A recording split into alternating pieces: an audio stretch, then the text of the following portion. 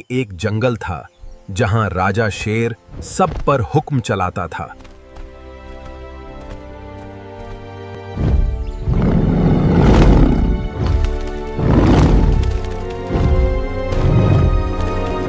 एक दिन एक छोटी सी बैंगनी रंग की बिल्ली जंगल में आई।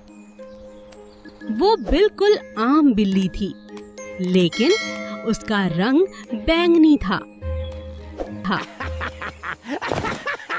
अरे ये तो एक छोटी बिल्ली है। शेर उसे एक ही हाथ से खा जाएगा। बिल्ली शेर के पास गई और बड़े प्यार से बोली, तुम बहुत अकेले लगते हो राजा।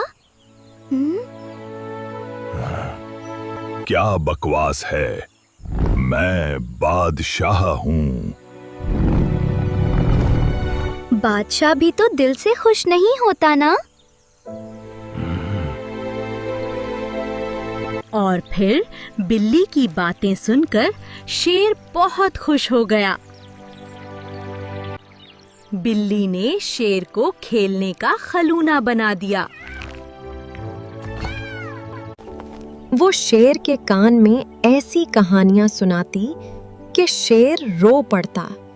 वो शेर को नहलाती, उसके बाल सुनवारती और सबसे बढ़कर शेर को प्यार सिखाती।